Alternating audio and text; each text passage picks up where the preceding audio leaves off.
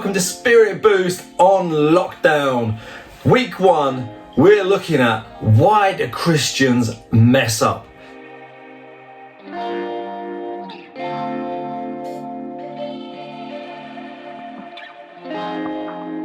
So I thought I'd do something different, brand new year, brand new lockdown, hooray, praise the Lord.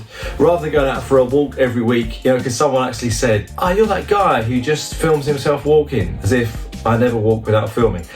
Let's do something different. Let's delve into that question that is so difficult to answer, that I get asked on a regular basis, and actually sometimes ask myself, why is it that Christian leaders mess up? Over the last year, repeated numbers of well-known church leaders, evangelists, people who run Christian charities, both alive and dead, it suddenly comes out in the news that they have been living a double life. That on one hand, they seem to live this really successful, fruitful work for God, that He's really using them in such a powerful and amazing way. And yet, for years and years, they've had this double life going on. How is it that that is possible? How can they be ignoring God's voice? How can God still be using them? How can they do that? We would surely never be like that. Surely I could never do something like that. Well, I really believe that God wants to speak to you and me, that He wants to challenge us. He wants to change us. So over the next few weeks, we're going to be looking at this guy called Cain. He's in the very first book of the Bible, Genesis, in chapter 4. You can even read the first 3 chapters before that to find out about how God made everything in the beginning. Why not? It is the beginning of a new year. And in chapter 4, we read that Adam and Eve, their first ever born child was Cain. So he was the first ever human being to be born. Because remember, his mum and dad weren't born, God created them. Now, you maybe have to have awkward conversations with your parents, or if you're a parent, you've had to have awkward conversations with your kids. Imagine the conversation Adam and Eve would have to have with their kids, explaining what's happened. Yeah, so God created the universe. We were best friends with Him.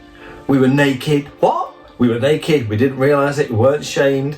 We were living in perfection. Then we chose to ignore God, messed up. Now the whole world's a mess. What did you do, Mum and Dad? What's wrong with you?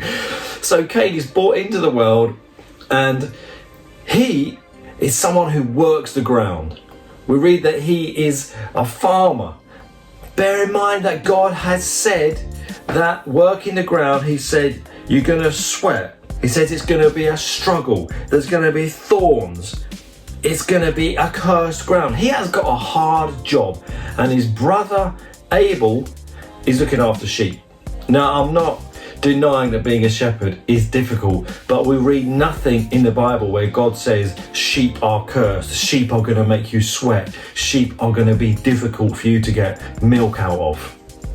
Cain had a difficult upbringing. He had a messed up upbringing.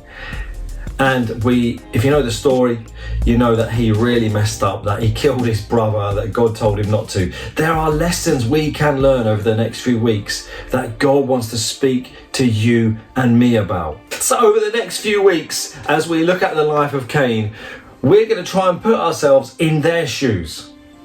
Like, what would it be like for Cain? What was he going through? What did God say to him? How did he choose to mess up?